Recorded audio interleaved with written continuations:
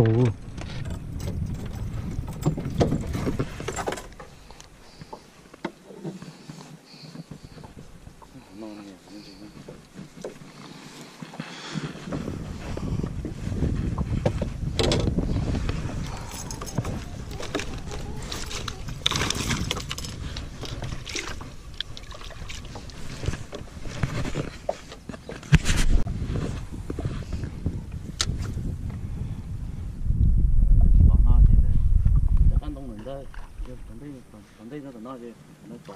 哦。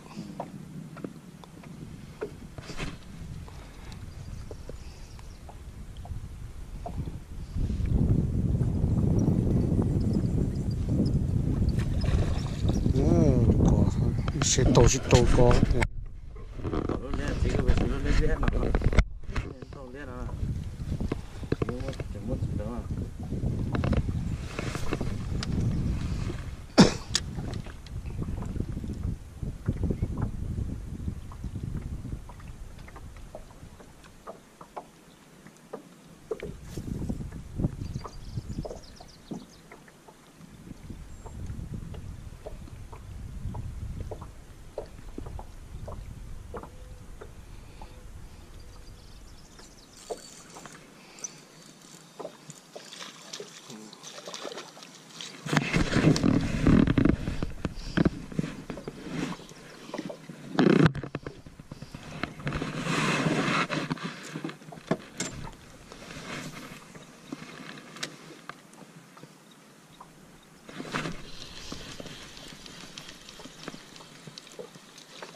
lò luôn lưng nhiều thế đâu tôi không chơi còn là nó tội chắc cái tôi nó sao chỉ có cái của nó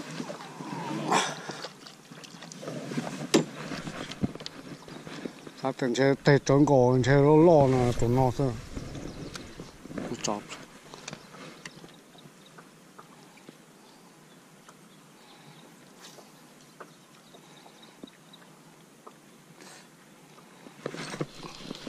bỏ ra rồi